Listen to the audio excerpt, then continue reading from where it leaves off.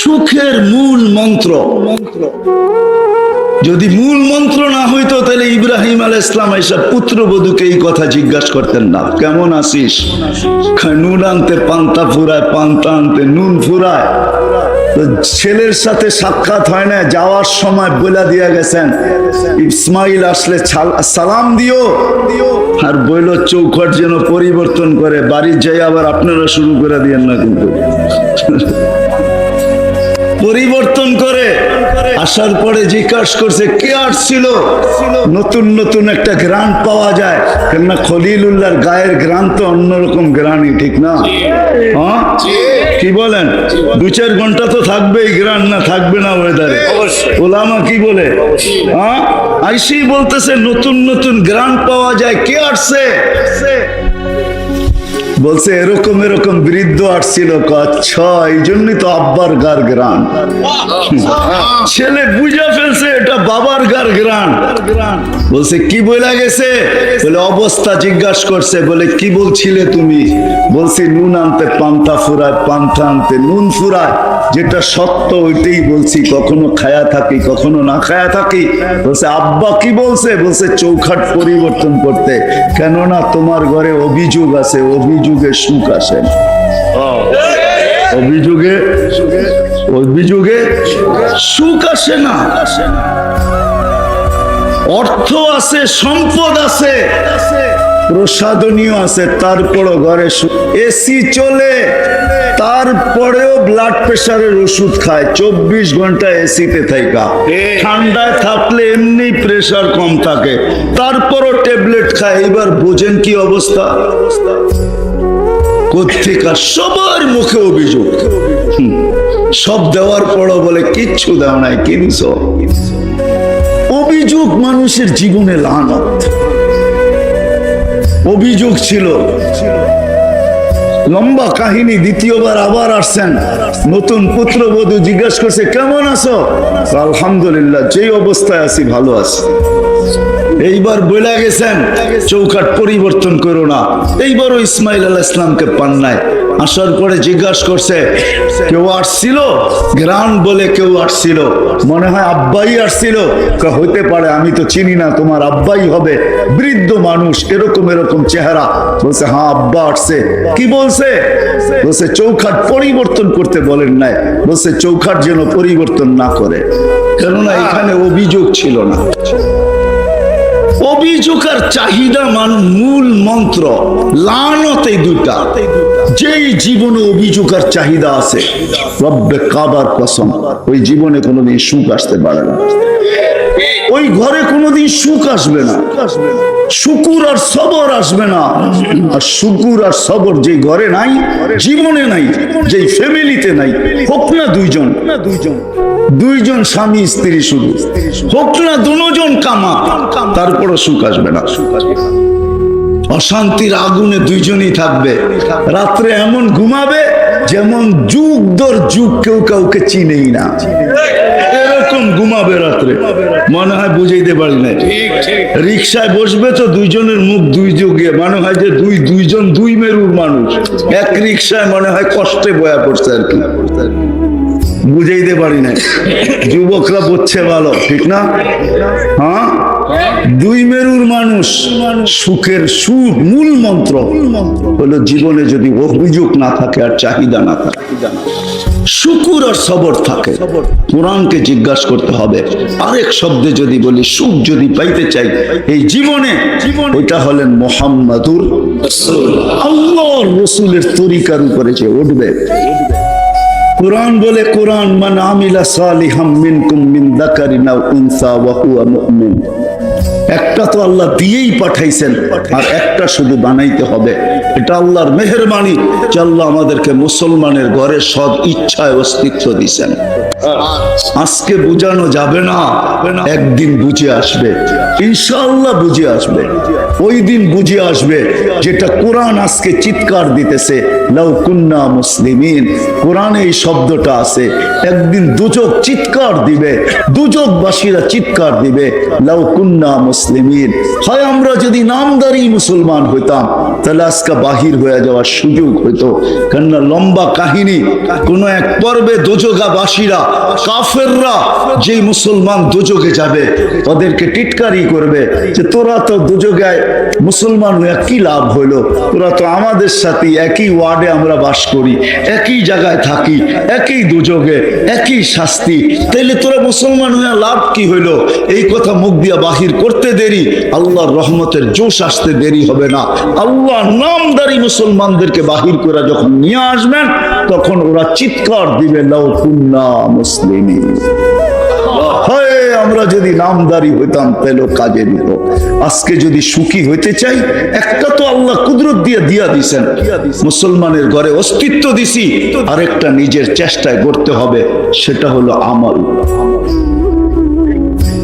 সবচেয়ে বড় আমলের ভিতরে যেটা আমার জাতি যদি একটা করতো, একটা, আমি কয়েকটা জিনিস দেখাই, আমার জাতি যদি 8 মাস গুনাহ করত আর 4 মাস যদি গুনাহ নাই করত, আরবাতুম মিনহা হুরুম, 4 মাস কোরআন আছে, ফালা তুযালিমু ফিহিন্না আনফুসাকুম, এই 4 মাসের ভিতরে তুমি তোমার উপরে জুলুম করো না, কমসে কম গুনাহ করো না, হারাম মাস, এটাকে মূল্যায়ন করো। 4 মাস যদি গুনাহ না করতো, আমার জাতি যদি 11 মাস কিচ্ছু না করতো, রমজান আসতে দেরি, নারী পুরুষ নির্বিশেষে কোমরে গামছা বাঁধা যদি 1 মাস বন্দেগী করতে যদি দেরি না করতো, 1 মাস করতো, 1 মাস তো 70 মাস ছিল, 12 মাস বাদ দিলেও তো বাকিটা আমার ব্যালেন্সে থেকে যেত। এক রাত্র তো 83 বছর ছিল।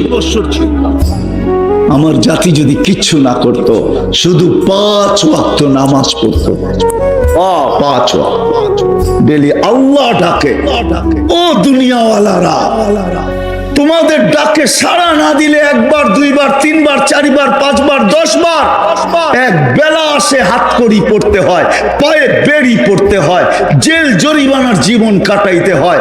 আরে রব্বে কায়নাত ডেলি 5 বার ডাকে, 5 বার, মাসে 150 বার ডাকে, 1 বছরে 1800 বার ডাকে। ওই আল্লাহর অক্সিজেন নাও, ওই আল্লাহ 24 ঘন্টা সুরক্ষিত রাখে, ওই আল্লাহ 24 ঘন্টা লালন পালন করে, 24 ঘন্টা অক্সিজেন দেয়, শ্বাস প্রশ্বাস নিতে দেয়, শ্বাস প্রশ্বাস ছাড়তে দেয়। 24 ঘন্টা যেই আল্লাহ আমাদেরকে সুরক্ষিত করেন, শ্বাস প্রশ্বাস দিয়া, অক্সিজেন দিয়া, আমাদের কিডনিকে সচল রেখা, ডায়ালিসিস কইরা কত নিয়ামত গনাবো। ওয়া আম্মা বিনি'মাতি রাব্বিকা ফাহাদ্দিস, ওই আল্লাহ ডেলি 99 পদের মালিক আল্লাহ ডেলি 5 বার ডাকে। আমার জাতি যদি শুধু নামাজই পড়তো, আল্লাহ, তাইলেও জীবন সুখের হয়ে যেত। নামাজের ভিতরে তো একটা জিনিস রাখা নাই, 100 জিনিস রাখা আছে, 100। নাইলে কেন বলতেন সালুহা সালুহা সাইরুল আমাল, নামাজ ওকে জীবন ওকে, নামাজ ওকে জিন্দেগি ওকে, নামাজ ওকে তো জান্নাত ওকে, জান্নাত জান্নাত। এই মাদ্রাসার মক্তবের ছেলেরা পড়ে, মক্তবের আদর্শ নুরানির ছেলেরা পড়ে।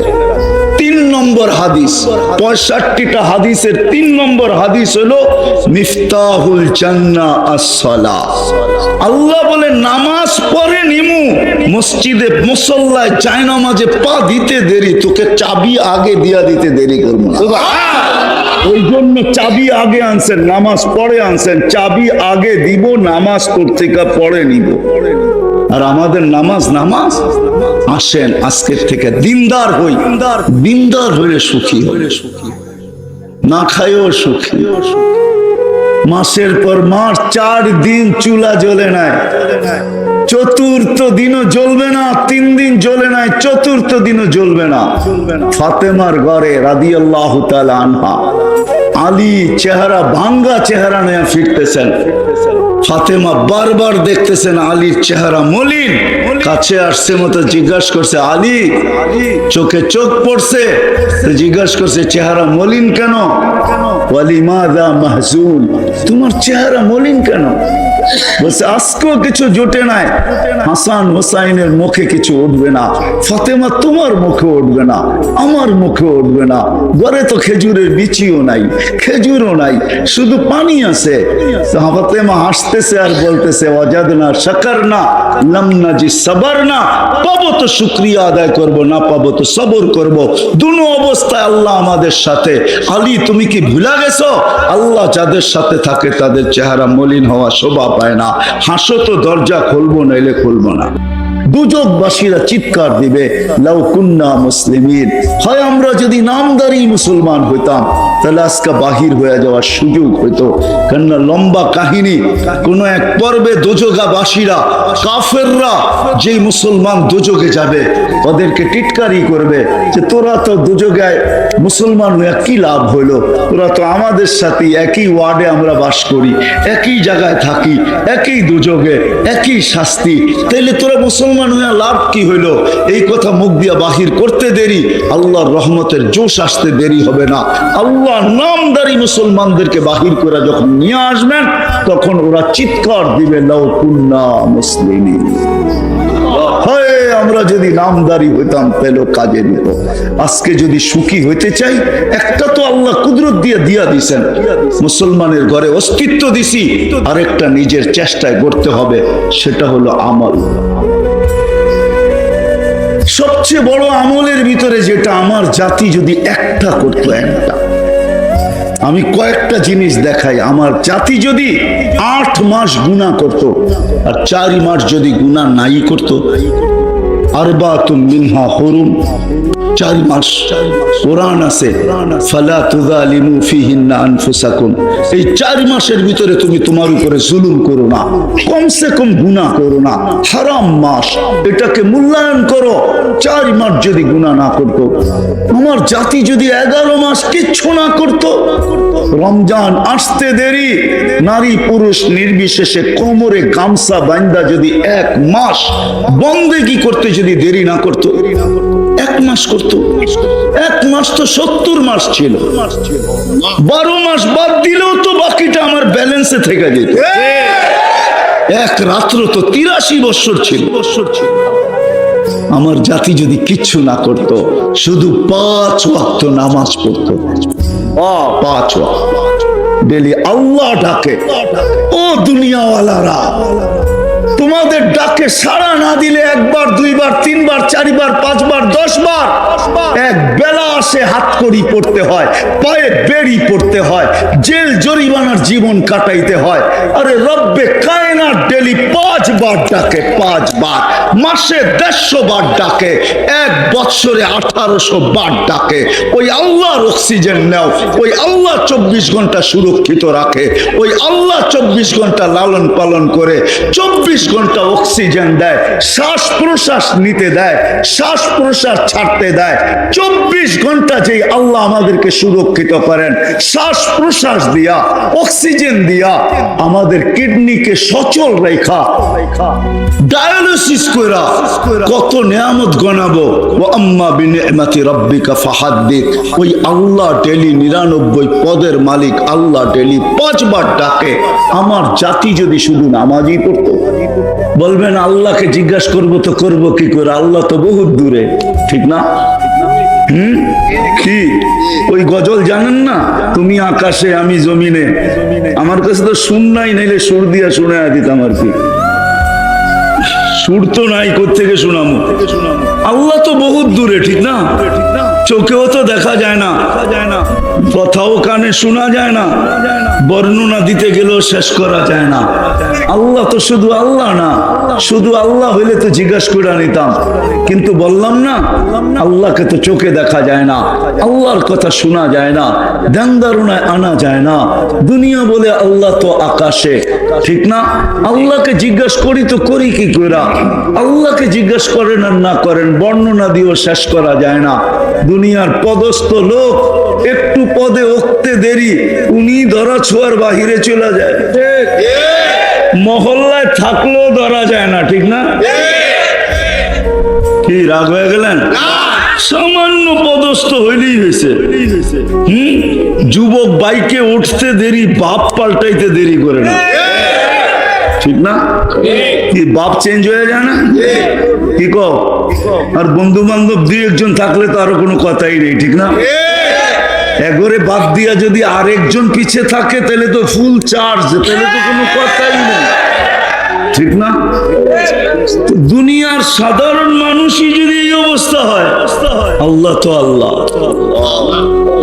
আল্লাহ তো শুধু আল্লাহ না, আল্লাহ তো রহমান, আল্লাহ তো রহিম, আল্লাহ তো মালিক, আল্লাহ তো কুদ্দুস, আল্লাহ তো সালাম, আল্লাহ তো মুমিন, আল্লাহ তো মুহাইমিন, আল্লাহ তো আসিস, আল্লাহ তো জব্বার, আল্লাহ তো মুতাকাব্বিরুল খালিকুল বারিউল মুসাవ్বিরুল গফফারুল কাহ্হারুল ওয়াহ্হাবুর রাসাকুল ফাত্তাহুল আলিমুল কাবিদুল বাসিতুল খাফিজুর রাফিউল মুইজ্জুল মুদিল্লুস সামিউল বাসিরুল হাকামুল আদলুল লতীফুল খাবীরুল হালিমুল আযীমুল গফুরুশ শাকুরুল আলিয়ুল কবীরুল হাফিজুল মুকিতুল হাসিবুল জলিলুল করিমুর রকিবুল মুকিবুল ওয়াসি আল হাকিমুল ওয়াদুদুল মজিদুল বাঈসুশ শাহীদুল হক্কুল ওয়াকিলুল কবিয়্যুল মাকিনুল ওয়ালিয়ুল হামিদুল মুসিয়াল মুবদিয়াল মুঈদ আল মুহয়ি আল মুমীত আল হাইয়্যু আল কাইয়্যুম আল ওয়াজিদ আল মাজিদ আল ওয়াহিদ আল আহাদ আস সামাদ আল কাদির আল মুক্তাদির আল মুকদ্দম আল মুআখ্খার আল আউয়াল ওয়াল আখির আল যাহির ওয়াল বাতিন আল ওয়ালি আল মুতাওয়ালি আল বাররু التواب المنتقم العفو الرؤوف مالك الملك ذا الجلال والإكرام المقسط والجامع والغني والمغني المانع الضار النافع النور الهادي البديع والباقي الوارث والرشيد الصبور جل جلاله الله تو 99 পদের মালিক। কি করে জিজ্ঞাসা করবো আল্লাহকে? আল্লাহ বলে আমাকে জিজ্ঞাসা করতে পারিস না, উম্মতে মুহাম্মাদি কাউকে দিয়া থাকি আর না থাকি, কাউকে দিয়া থাকি আর না থাকি, কিতাব দিছি বটে, কালাম দিছি কি দিছি না এটা তো জানা নাই, কালাম তো কাউকে দেই নাই, কিতাব দিছি সত্য, সহিফা দিছি সত্য, কালাম তো দেই নাই, কারো প্রশ্ন করার প্রয়োজন ছিল না। ও উম্মতে মুহাম্মাদি তোর প্রশ্নের প্রয়োজন আছে দেখেই তো তোকে কিতাব দেই নাই, কালাম উঠায় দিয়া দিছে, কালামুল্লাহ দিয়া দিছেন। অন্য উম্মতের প্রশ্নের প্রয়োজন ছিল না। এই উম্মত তো মানবে না, ওলামা গাজীপুরের আমার কথা মানবে না, একমত হবে না আমার সাথে। আমি তো বলি আল্লাহ জান্নাত কোন উম্মতকে দিতেই চান না, সব শুধু আমাগরেই দিতে চেয়েছিলেন পুরাটা। কিন্তু একটা প্রশ্ন থেকে যাবে, ১৬ লক্ষ তাহলে পাঠাইলেন কেন? এত পরিশ্রম করলাম কেন? আমাদেরকে কিছুই দিলেন না। তো ৩ ভাগের 2 ভাগ আমাদেরকে দিয়া 1 ভাগ ১৬ লক্ষকে ভাগ করে দিয়া দিচ্ছেন। তো আর কি দিছেন? কি দিছেন? মশার ডানার সমান দুনিয়া, ঠিক না? মাইনা নিলাম, আপনি না বলেন কেন? মাইনা নিলাম। লাউ কানাতিদ দুনিয়া ইনদাল্লাহি তা'দিলু জানাহা বাউদা, মাইনা নিলাম মশার ডানার সমান। 7টা মহাদেশ ভাগ করলো 7 ভাগ, এশিয়া 1 ভাগ পাইলো, ঠিক না? তো 7 ভাগের 1 ভাগ এশিয়া পাইলো, তো পাইলো কতটুকু? আবার এটার আবার 52 ভাগ হবে, 52টা দেশ।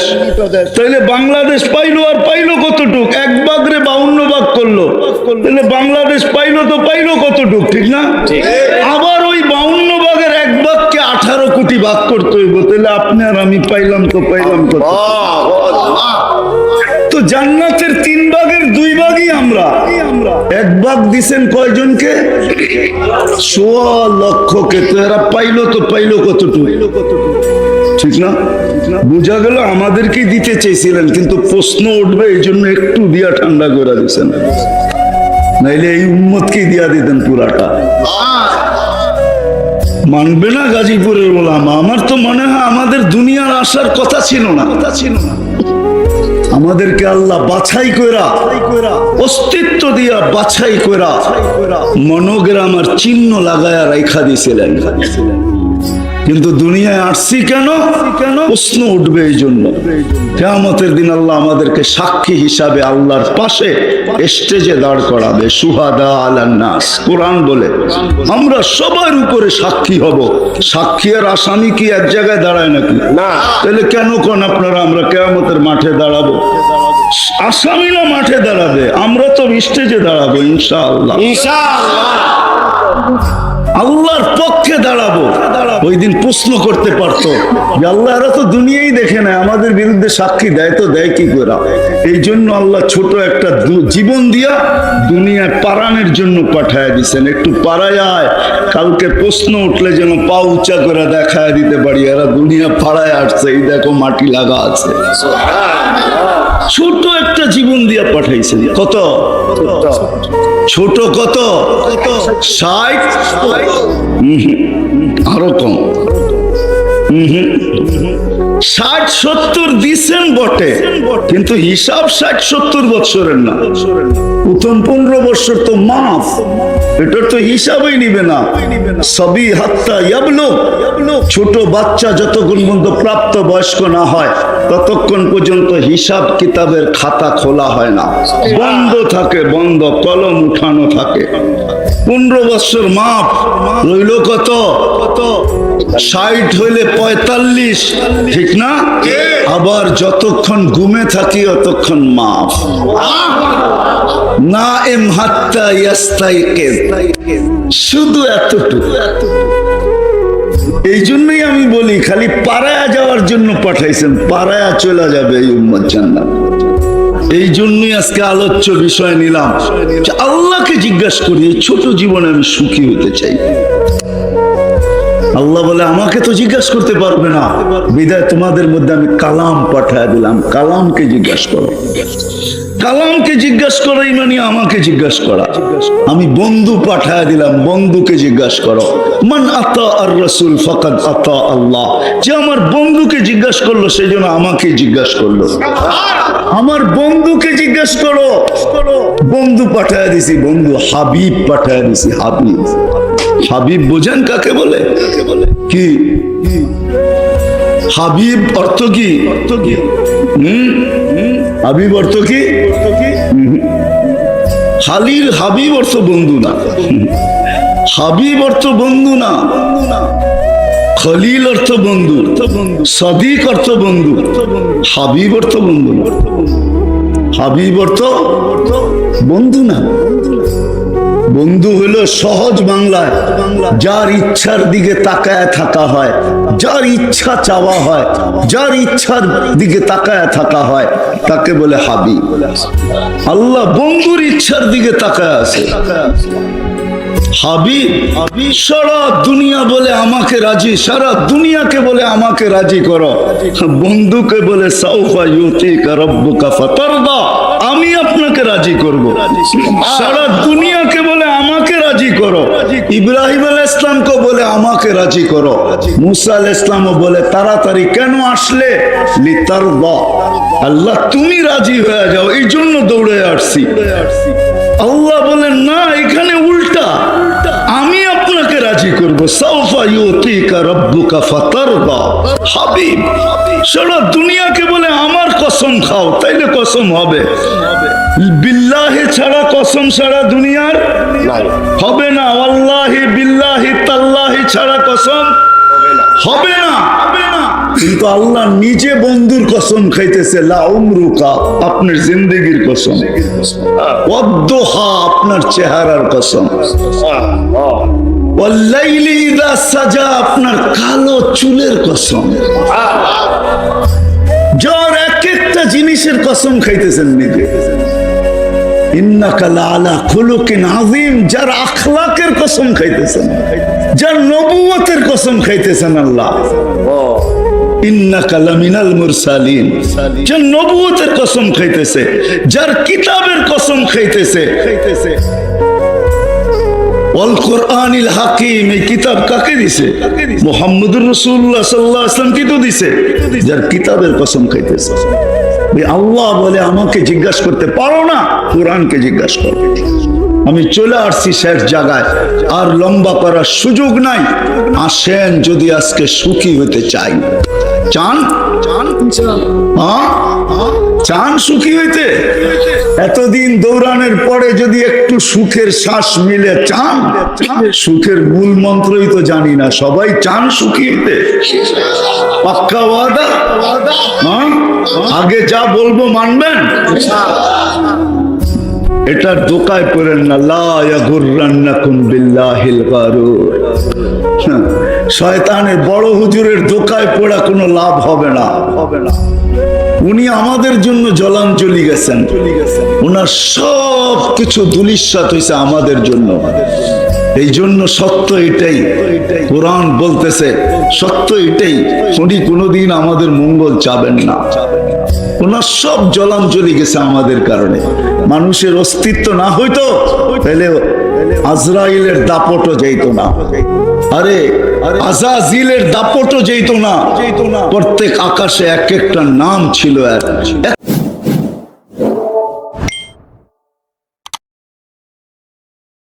বড় গ্রাফিটি নিয়ে চলেন, কিন্তু চালাইতেছে কে?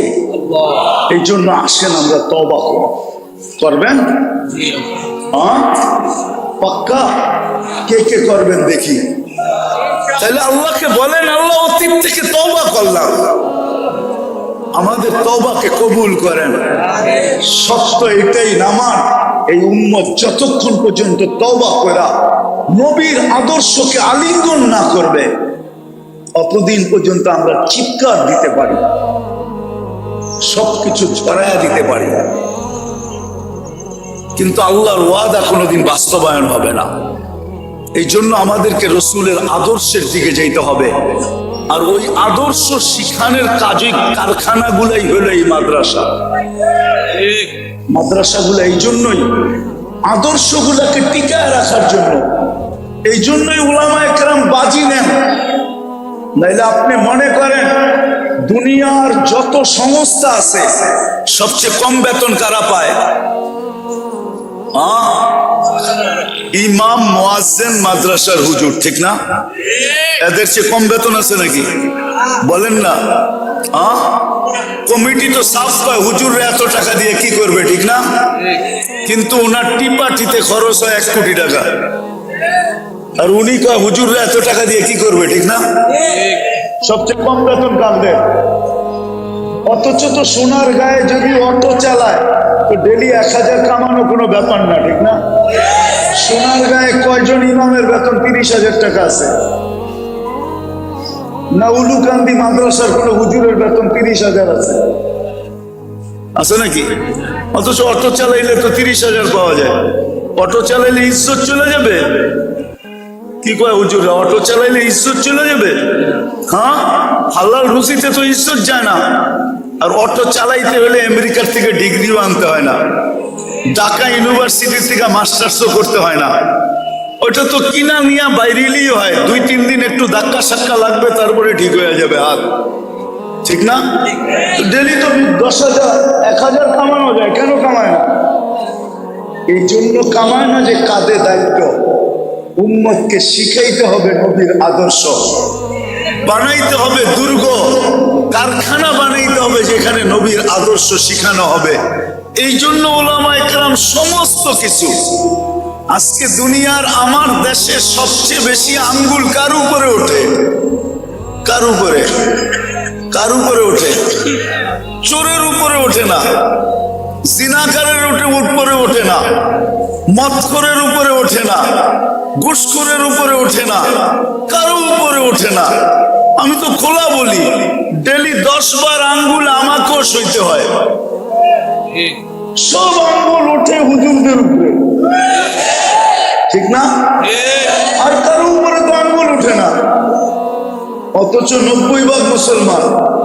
আমি তো সারা দুনিয়া আজ পর্যন্ত আমার পোশাকের উপরে কাউকে আঙ্গুল উঠাইতে দেখলাম না, বরং প্রশংসা করলো, তোর টুপিটা বড় সুন্দর, তোর ড্রেসটা বড় সুন্দর, ঢিলা ঢালা, বড় সুন্দর। শতবার শুনলাম বিদেশে, কিন্তু আমার দেশে তো ডেলি আঙ্গুল 10 বার আমাকে দেখতে হয়। সবচেয়ে বেশি আঙ্গুল তো হুজুরেই সহ্য করে, ঠিক না? না সহ্য করে না? সহ্য তো করে, তারপরও কেন দুর্গ বানায়? এটার জন্যই যে আমাকে চালাইতে হলে একটা অপারেটিং লাগবে, সেটা হলো আল্লাহ রসুলের আদর্শ। ওই আদর্শ ছাড়া যতদিন আমি পরিচালিত হব সব থাকবে, কিন্তু আমি পেরেশান থাকবো, সুখী থাকবো না। আল্লাহ আমাদেরকে এই কথা কয়টা কথার উপরে আমল করার তৌফিক দান করেন। ওমা আলাইনা ইল্লাল বালাগ। আসলে চিৎকারের তে আমার মনে হয় আমাদের ভাবনার বেশি দরকার ছিল, চিৎকার কম দরকার ছিল। কেন অনেক সময় দেখা যায় চিৎকার ঘুমন্ত ব্যক্তিকে সজাগ করে। রাগ হয় না, পায়ে হাত রাখি, কিন্তু ওলামা ইকরামের অনেক সময় চিৎকার ঘুমন্ত ব্যক্তিকে সজাগ করে। তো চিন্তা, আরে চিৎকার, আমাদের চিৎকারের চেয়ে চিন্তা বেশি দরকার ছিল। যে সম্মিলিত চিন্তা, যে কেন উম্মতে মুহাম্মদী আজকে এত পেরেশান, কারণটা কি? কিন্তু যদি কোরআন হাদিস ঘাটি, তাহলে কোথাও তো উম্মতে মুহাম্মদীর জন্য পেরেশানির সিগন্যাল নাই। সর্ব জায়গায় তো শান্তি আর শান্তির কথাই লেখা। আপনি কোরআনে দেখেন, হাদিসে দেখেন, উম্মতে মুহাম্মদের জন্য তো শান্তি, শান্তিরই কথা, শুধু শান্তি আর শান্তি, ইহ জগতে এবং পর জগতে। এইখানেও শান্তিতে থাকবে। কেন? শান্তির সম্পর্ক তো কোনো আসবাবের সাথে না, প্রসাধনীর সাথে না। শান্তির সম্পর্ক যদি প্রসাধনীর সাথে হইতো, তাহলে সেলিব্রিটিরা কেন আত্মহত্যা করতো?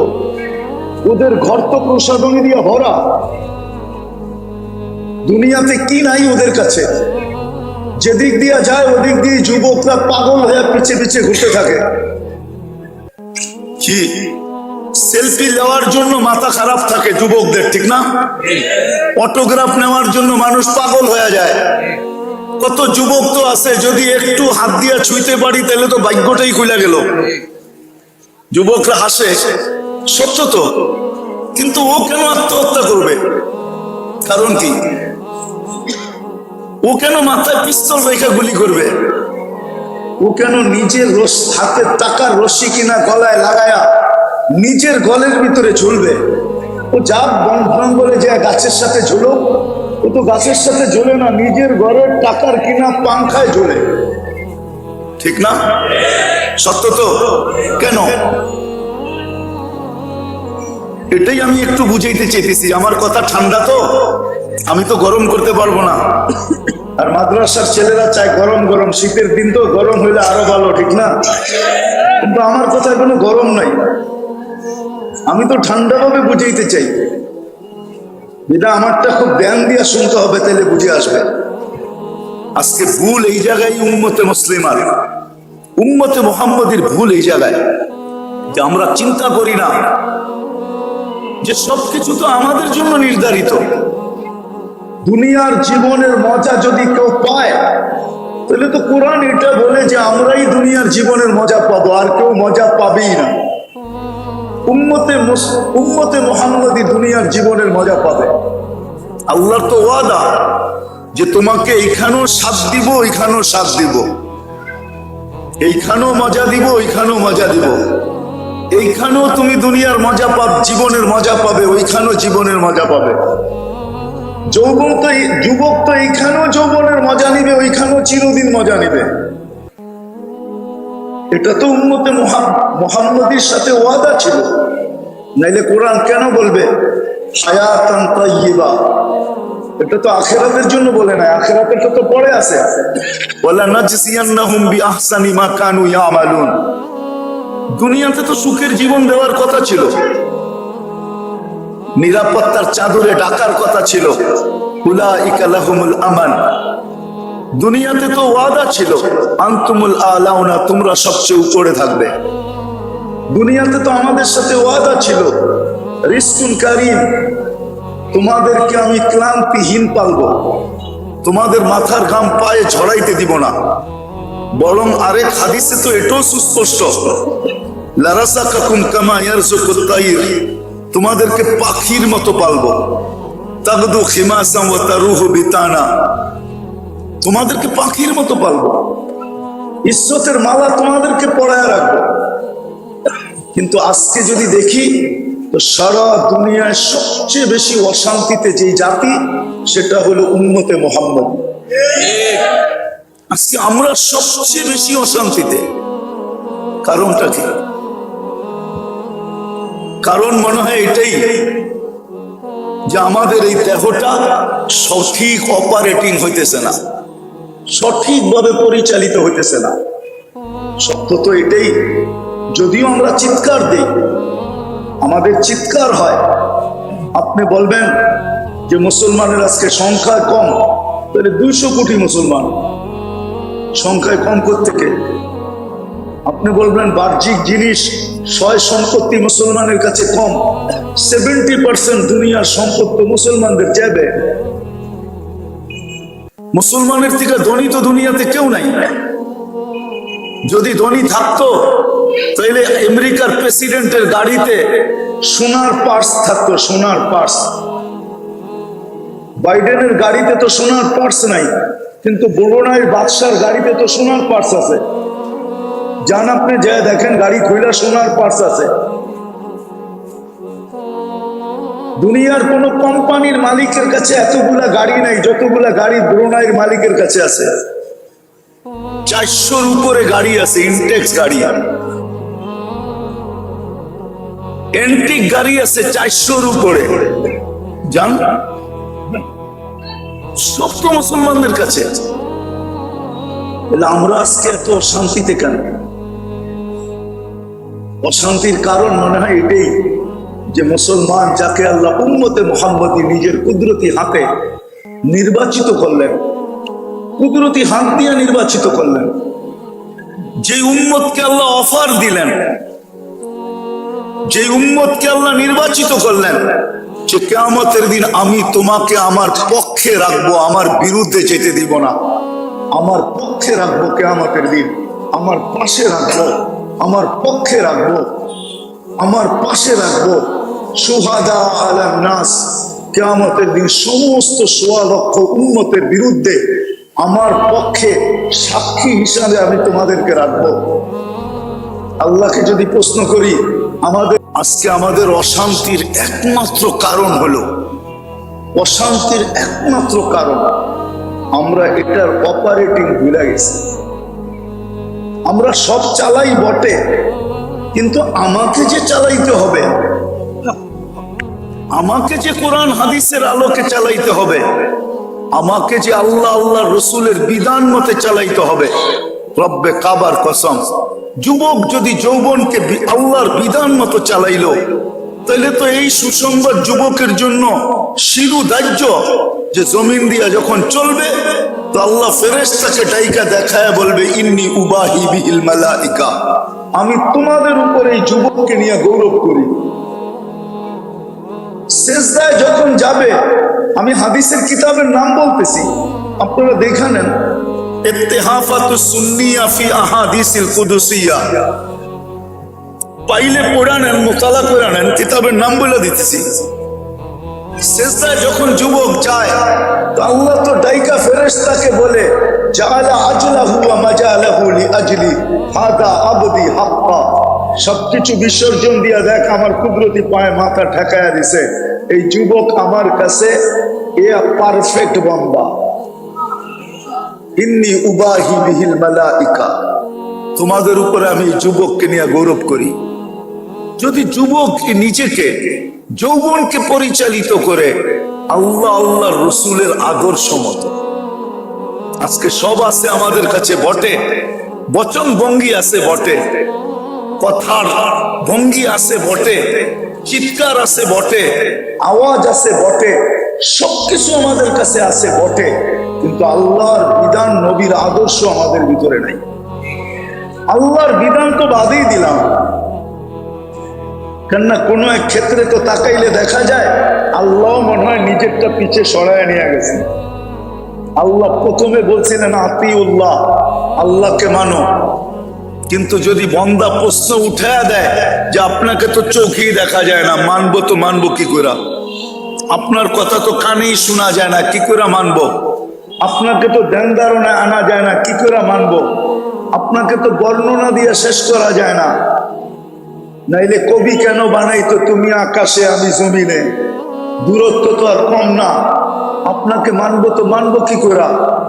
বুঝা গেল আল্লাহ পরের শব্দ বলছে আতিউর রসুল, ঠিক আছে আমাকে মানতে কষ্ট হয়, এত দূরত্ব, তোমার ভিতরে সন্দিহান, তাহলে আমার বন্ধুকে মানলেই হবে। আমার বন্ধুকে মানো, এটা তো কাছে, এটা তো তোমার ভিতর থেকেই। হুয়াল্লাযী বাআসা ফিল উম্মিয়িনা রাসূলাম মিনহুম ইয়াতলু আলাইহিম আয়াতিহি ওয়া ইউযাক্কিহিম ওয়া ইউআল্লিমুহুমুল কিতাবা ওয়াল হিকমা। বন্ধু তো তোমাদের কাছে, বন্ধু তো তোমাদের মধ্য থেকে। বন্ধুকে মানো। তোমরা আমাকে দেখো নাই, কিন্তু বন্ধু তো আমাকে দেখা গেছে, বিদায় বন্ধুরটাই মানো। আমার মনে হয় মেরাজ এই জন্যই, ওলামা যা বলবে বলবে, আমার কাছে মেরাজ এই জন্য যে মানুষ প্রশ্ন উঠা দিছে, আপনাকে তো দেখি না, মানবু করতে কা বন্ধু আয়েন তো উঠা আসেন দেখা যান আপনি। তারপরে উম্মতকে বলতেছি, তোমরা দেখো না, বন্ধু তো দেখছে, বন্ধু তো তোমাদের ভিতর থেকে, বন্ধুকে মানো।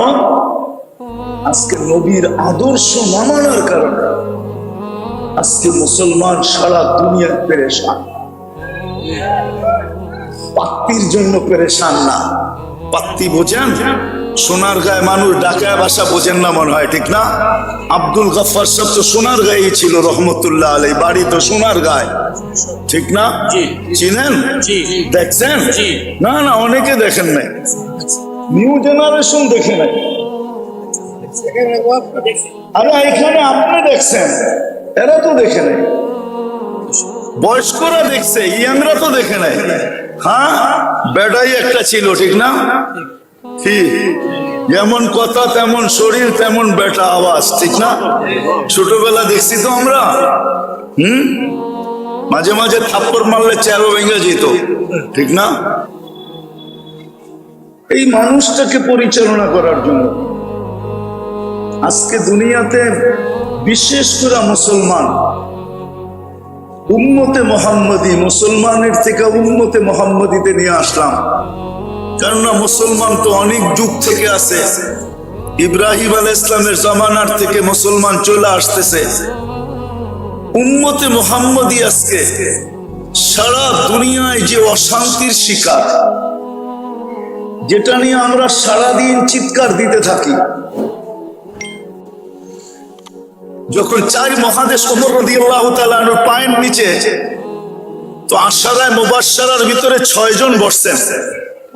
আলী রাদিয়াল্লাহু তাআলা আনহু ছিলেন মশওয়ারার জন্য। তো জিজ্ঞাসা করছে আলী রাদিয়াল্লাহু তাআলা আনহু, কি মশওয়ারা করবে তোমরা? বলছে 4 মহাদেশ আমিরুল মুমিনিনের পায়ের নিচে, সারা দুনিয়ার থেকে প্রতিনিধিরা আসে, উনি যদি একটু কাপড়টা চেঞ্জ করতো, কাপড়টা যদি একটু ভালো করতো। তো বলছে দ্বিতীয়, সারা দুনিয়ার লোকগুলো আসে ওনার কাছে, উনি যদি বসার বিছনাটা একটু সুন্দর করতো। তো বলছে তৃতীয়, বলো সারা দুনিয়ার বড় বড় উফুদ প্রতিনিধিরা ওনার সাথে খাইতে বসে, উনি যদি রুটিটারে মোটার থেকে একটু পাতলা করতো। ওনার রুটি তো কেউ খাইতে পারে না। তো আলী রাদিয়াল্লাহু তাআলা আনহু বলতেছে, জিনিসটা তো ভালো, কিন্তু মানাইতে পারবা কিনা জানি না, মনে হয় না মানবো। তো বলছে আমরা ব্যবস্থা করব। বলে কিভাবে? বলে আমরা 2 জনকে নির্বাচিত করছি, এক হলো আম্মা জান আয়েশা রাদিয়াল্লাহু তাআলা আনহা, আরেকটা হলো ওনার মেয়ে হাফসা। 2 জনকে আমরা ঠিক করছি, 2 জন ওনার সাথে কথা বলবে। কেননা দুজনই আম্মা জান, একজন মেয়ে আবার আম্মা জানো, ঠিক না? উম্মাহাতুল মুমিনিন আয়েশা রাদিয়াল্লাহু তাআলা আনহার তো জুরি হয় না। তো বলছে মুতাকাল্লিম কে হবে? আম্মা জান আয়েশা হবে। তো 2 জন গেছে, যা বলছে আমিরুল মুমিনিন অভয় দিলে একটা কথা বলতে পারি। বলছে কি? বলছে 4 মহাদেশ আপনার পায়ের নিচে, দুনিয়ার বড় বড় ব্যক্তিত্বরা আসে, আপনি যদি কাপড়টা একটু চেঞ্জ করতেন, একটা ভালো কাপড় পরতেন। চলেন, এটার আগে আরেকটা কথা মনে উঠছে অনেকদিন পরে। যেদিন বাইতুল মুকাদ্দাসের চাবি নিতে যান আমিরুল মুমিনিন ওমর রাদিয়াল্লাহু তাআলা আনহু, কেননা ইহুদিদের এটা কি বলে, ইহুদিদের আবেদন ছিল যে আমরা চাবি আমিরুল মুমিনিন না আসলে দিব না। লম্বা কাহিনী আমি শর্ট করতেছি। তো যেদিন উনি শামে ঢুকবে, ওই দিন রাত্রে শামে খুব বৃষ্টি ছিল। তো সারা রাত্র চলার পরে সকালবেলা উনি শামের সীমান্তে ঢুকবেন। আবু উবায়দা রাদিয়াল্লাহু তাআলা আনহু স্বাধীন করছিলেন ফিলিস্তিন। তো উনি সীমান্তে এসে অপেক্ষা করতেছিলেন। তো সকালবেলা পালা ছিল, গোলাম উটের উপরে থাকবে, আমিরুল মুমিনিন রশি টানবে। কিন্তু শান্ত আপনারা দেখেন নাই, বৃষ্টির কারণে কাদা ছিল। উনি জুতা খুইলা বগল তলে নিছেন, বাম বগল তলে, আর চাপ দিয়া ধইরা বাম হাতেই কাপড়টাকে উঁচা করে ডাইন হাতে রশি টানতে ছিল। তো যখন ঢুকতেছেন সীমান্তে, আবু উবায়দা রাদিয়াল্লাহু তাআলা আনহু এসে সালাম দিয়া বলছে, আমিরুল মুমিনিন, আপনি তো জানেন সারা দুনিয়ার সম্ভ্রান্ত ব্যক্তিরা শামে বাস করে। ওই সময় যেমন আমাদের বাংলাদেশের সম্ভ্রান্ত ব্যক্তিরা গুলশান, বনানী, বাড়িধারা, ধানমন্ডি বাস করে, এর চেয়ে সম্ভ্রান্ত ব্যক্তিরা মিন্টো রোডে বাস করে, ঠিক না? আরে মনে হয় বোঝেন না, মন্ত্রীপাড়া, ঠিক না? তো ওই দুনিয়ার সমস্ত সম্ভ্রান্ত লোকেরা তখন শামে বাস করত। তো বলতেছে, আমিরুল মুমিনিন, সায়াখরুজু আলাইকা শুরাফাউশ শাম, শামের লোকেরা কিন্তু আপনার পিছে আসতেছে, সম্ভ্রান্ত লোকেরা আমার পিছে স্বাগত জানানোর জন্য। ফালা ইউহসিনুকা আইয়ারা আলা হাদাল হাল, আপনার এই কাপড় চোপড় দেখলে পছন্দ করবে না। তো বলছে, কি করব? আমি একটা সম্ভ্রান্ত ব্যক্তির কাপড় নিয়ে আসছি, এটা খোলেন, এটা পড়েন। বাস বলতে দেরি, সিংহ তো সিংহই হয়। এক চিৎকার দিয়া বলছে, আবু উবাইদা, গাইয়ারতা বিয়াউমিন ওয়াহিদ, একদিনে তুমি চেঞ্জ। কদ আহসানাল্লাহু বিল ইসলাম, আল্লাহ তো নবীর আদর্শ দিয়ে আমাদেরকে ইজ্জত দিয়েছে। ফালা উবালি মাকালাতুন নাস, কে কি বলবে এটা তো আমার বিষয় না। এমন দমক দিছেন, আবু উবাইদা রাদিয়াল্লাহু তাআলা বলে, 24 ঘন্টার আমি সামনে আসি না, পেট ঠেলায়।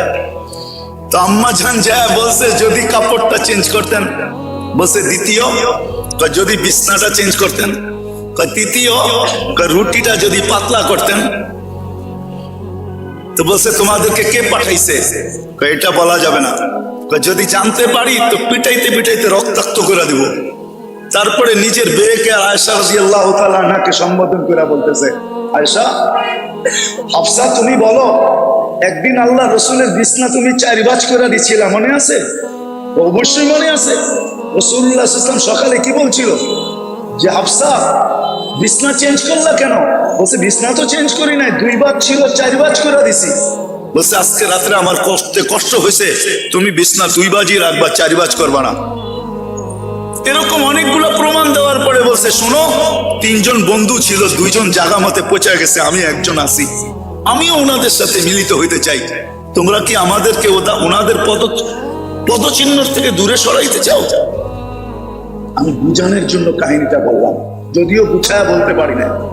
আসলে আমরা নবীর আদর্শ ছাড়ার কারণে এই কথা।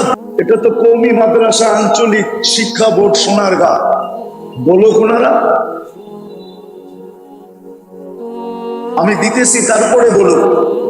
আল্লাহ তো এই উম্মতের জন্য সারাদিন হাত প্রসারিত করে বসে থাকে, যে উম্মত আমার কাছে তওবা করুক, আমি এদেরকে বুকে লাগাই। ইয়াবসুতু ইয়াদাহু নাহারান হাত্তা ইয়াতুবা মাসিআল লাইল, আবার রাত্রেও হাত প্রসারিত করেন, কিন্তু একটা সময় পর্যন্ত, 3 ভাগের 1 ভাগ পর্যন্ত। তারপরে মনে হয় এটা আমার তাখায়ুল, ধারণা, ভালোবাসার চোটে আর মনে হয় হাত প্রসারিত করে বসে থাকতে পারেন না। প্রথম আকাশে নাইমা চলে আসেন, যে এতক্ষণ তো প্রসারিত করলাম, আসলো যা আসলো, বাকি তো আসলো না, চলো আমি নিজে প্রথম আকাশে চলে যাই, ডাকা শুরু করি, দেখি ডাইকা কয়জন পাই। ও তো ডাকা শুরু করে। তাহলে এই উম্মতের সাথে কতটুকু ভালোবাসা। কোন উম্মতের জন্য এই হাদিস আছে কিনা আমি জানি না, ওলামা বলতে পারবে। এই হাদিস তো আমাদের নবীজি শুনাইছেন, কোন উম্মতের নবী তো এই হাদিস শুনান নাই। আলা মিন মুস্তাগফিরিন ফাগফির আলা, কোন হাদিসের কিতাবে তো, কোন উম্মতের হাদিসের কিতাবে তো আসে নাই। আমাদের বুখারী শরীফই আছে, অন্য কোথাও তো আসে নাই। তাহলে কতটুকু ভালোবাসে এই উম্মত। আজকে যতই আমরা চিৎকার দিই না কেন, চিৎকার দিয়ে কোনোদিন সমাধান হবে না। রাগ হয় না, আমি আপনাদের চিৎকারের বিরুদ্ধে না, আবার মনে করেন না যে আপনি চিৎকারের বিরুদ্ধে। আমি বিবেকের পর্দা খুলতে চাইতেছি সাধারণ মানুষের। ওলামা ওলামা, সাধারণ মানুষ সাধারণ মানুষ, কে কি বলবে এটা তো আমার বিষয় না। এমন দমক দিছেন আবু উবায়দা রাদিয়াল্লাহু তাআলা বলে 24 ঘন্টার আমি সামনে আসি না পেট ঠেলায়। তো আম্মা জান যা বলছে যদি কাপড়টা চেঞ্জ করতেন, বলছে দ্বিতীয়, যদি বিছনাটা চেঞ্জ করতেন, তৃতীয়, রুটিটা যদি পাতলা করতেন। তো বলছে তোমাদেরকে কে পাঠাইছে? এটা বলা যাবে না, যদি জানতে পারি তো পিটাইতে পিটাইতে রক্তাক্ত করে দিব। তারপরে নিজের বেয়েকে আয়েশা রাদিয়াল্লাহু তাআলা আনহাকে সম্বোধন করে বলতেছে, আয়েশা, হাফসা তুমি বলো একদিন আল্লাহ রসুলের বিছনা তুমি 4 ভাঁজ করে দিছিলা, মনে আছে? অবশ্যই মনে আছে। রাসূলুল্লাহ সাল্লাল্লাহু আলাইহি ওয়াসাল্লাম সকালে কি বলছিল যে হাফসা বিছনা চেঞ্জ করলা কেন? বলছে বিছনা তো চেঞ্জ করি নাই, 2 ভাঁজ ছিল 4 ভাঁজ করে দিছি। বলছে আজকে রাত্রে আমার কষ্ট হয়েছে, তুমি বিছনা 2 ভাঁজই রাখবা, 4 ভাঁজ করবা না। এরকম অনেকগুলো প্রমাণ দেওয়ার পরে বলছে শোনো, 3 জন বন্ধু ছিল, 2 জন জায়গা মতে পৌঁছে গেছে, আমি একজন আছি, আমিও ওনাদের সাথে মিলিত হইতে চাই। তোমরা কি আমাদেরকে ওনাদের পদচিহ্ন থেকে দূরে সরাইতে চাও? আমি বুঝানোর জন্য কাহিনীটা বললাম, যদিও গুছায়া বলতে পারি না। আসলে আমরা নবীর আদর্শ ছাড়ার কারণে, এই কথা ভুলে যাওয়ার কারণে যে এটা চালানোর কোনো অপারেটিং নাই, মন মতো চালাবো। আজকে মুসলমান যার যেরকম মন চায়, যার যেরকম মন চায় এরকম নিজেকে চালাইতেছে। যুবক নিজের মন মতো চালাইতেছে, বিদায় চুলটা পর্যন্ত কাটে নেটের স্টাইল লেখা। নবীর আদর্শ মতো চুল কাটে না। কিন্তু এই সোনারগাঁয়ের যুবকরা বলো, ওদের চুলের স্টাইল দেখে আজ পর্যন্ত কোনো মেয়ে ওদেরকে মেসেজ পাঠাইছে আই লাভ ইউ? বলো ওরা, বলো আমাকে বলো, যদি পাঠায় থাকে আমি মেনে নিব ওদের চুলের স্টাইল। চুল দেখে তো আজ পর্যন্ত কোনো মেয়ে বলে নাই, বরং উল্টাটা বলতে পারে যে তুই বাকি রাইখা চুল কাটলি কেন? এটা আবার কেমন চুল কাটলি তোরে? পিছন থেকে বগের মতো দেখা যায়, সামনে দিয়ে তো ভালো দেখা যায় কিন্তু পিছের মতো। আমার তো মনে হয় না যুবক, তোমাদের পায়ে হাত রাখি, রাগ হও না, বলো তোমাদের চুলের স্টাইল দেখা কে তোমাদেরকে বলছে আই লাভ ইউ? কে তোমাকে কোনদিন ফুল দিছে 14 তারিখে যে চুলের স্টাইল দেখা? তোমাকে যদি লাভ ইউ বইলা থাকে তো তোমার যৌবন দেখা বলছে, তোমার রূপরেখা দেখা বলছে। তুমিও যদি কোনো মেয়েকে বইলা থাকো তো রূপ দেখা বলছো, চুলের স্টাইল দেখা তো আজ পর্যন্ত বলে নাই। তাহলে যুবক কেন চুল কাটবে নেটের স্টাইল দেখা? 100 টাকার চুল কেন 500 টাকা দিয়ে কাটবে? ওর তো উচিত ছিল 100 টাকার চুল 100 টাকা দিয়ে কাটবে, 400 টাকা দিয়ে বন্ধু করে নিয়ে মিষ্টি খাবে, আর পরে একটা ফুলের মালা পরে চলে আসবে। সবাই যদি জিজ্ঞাসা করে চুল কাটা মিষ্টি আবার ফুলের মালা, কেন লাগাবো না? আমি নবীর আদর্শ মতো চুল কাটছি, কিয়ামতের দিন হাত পাতার সুযোগ হবে, নবীজির কাছে হাত পাততে পারবো, আপনার স্টাইলে চুল কাটছি আমাকে কি দিবেন? আর আল্লাহর তো ওয়াদাই আছে, নবীর আদর্শে যে আদর্শবান হবে তাকে সুখ দিবে, তাকে শান্তি দিবে। আজকে তো নবীর আদর্শ আমাদের ভিতরে নাই, না আছে। সবাই নিজের মন মতো চলতেছে, অথচ দেহটা আল্লাহর দেওয়া। কার দেওয়া? কে দিছে এই দেহ? অস্তিত্ব কে দিছে? আমাকে সাজাইছে কে? 24 ঘন্টা আমি কাঠটা ভোগ করি। কাঠটা বলেন না, অক্সিজেন কান নেন, আপনাকে কিডনি, আপনাকে ডেলি ডায়ালিসিস কে করে? কুদরত দিয়া। ডেলি আপনাকে 80,000 বার কার্বন ডাই অক্সাইড কে বাহির করে? কোন মেশিন? সবই তো ভোগ করি আল্লাহ, সবই তো আল্লাহ ভোগ করতেছি। তাহলে কেন এই কথাটা ভাবি না যে সমস্ত মেশিন চালানোর জন্য যদি অপারেটিং লাগে, আর সমস্ত মেশিন মানুষ অস্তিত্ব দিল, আমার এই দেহটা চালানোর জন্য কোনো অপারেটর নাই, কোনো অপারেটিং নাই, কোনো বিধি নিষেধ নাই। আল্লাহ কি ছেড়া দিছে যেমন খুশি তেমন চালাবে? এই জন্য মেরে দোস্ত আজকে অশান্তির কারণ শুধু আর শুধু এটা যে আমরা নবীর আদর্শ ছেড়া দিছি। বিদায় পায়ে হাত রেখা বলি, আসেন আমরা তওবা করি, আল্লাহ রসুলের আদর্শের দিকে ফিরি। করবেন তওবা? কোরআন এটাই বলতেছে, ওয়াইন তাবু ফানা হাবিবুহুম। তওবা করতে দেরি, তওবা করতে দেরি, তওবা করতে দেরি, আমি তোমাদের বন্ধু হইতে দেরি হবে না। নাইলে একটা কথা মনে রাখেন, আজকে ইচ্ছা স্বাধীনতা দিছে, আপনি যেমন খুশি তেমন চলতে পারেন, কিচ্ছু বলবে না, এটাই সত্য, কিচ্ছু বলবে না। কিন্তু কালকে যে বলবে এটাও সত্য, লা তুসআলুনা আনিন নাঈম।